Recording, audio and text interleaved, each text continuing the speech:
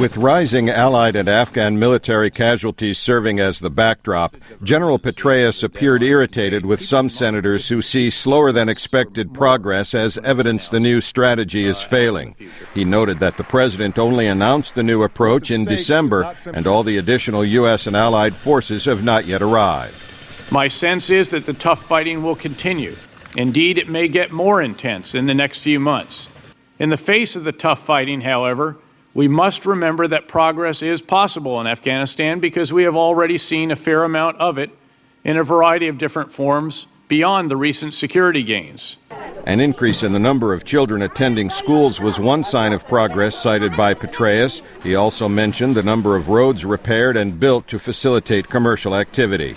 He said he will continue with the plan developed by his predecessor, General Stanley McChrystal, who resigned last week. General Petraeus, as McChrystal's superior, participated in developing the plan and approved it. The plan calls for securing more parts of Afghanistan, starting with key areas in the south, developing the Afghan security forces, and promoting reconciliation and economic development. Focusing on securing the people does not, however, mean that we don't go after the enemy. In fact, protecting the population inevitably requires killing, capturing, or turning the insurgents. The general said not many Taliban fighters will lay down their arms and reconcile with the Afghan government unless the coalition and Afghan forces put military pressure on them. Specifically, he said he will continue the emphasis on protecting Afghan civilians, including rules for coalition troops that limit their ability to use lethal force.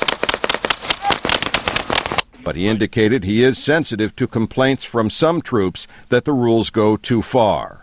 I see it as a moral imperative to bring all assets to bear to protect our men and women in uniform and the Afghan security forces.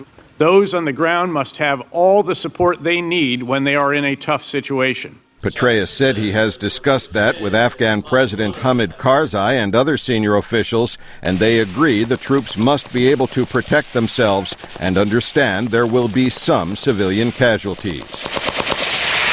The general also defended President Obama's July 2011 deadline for beginning the withdrawal of U.S. forces.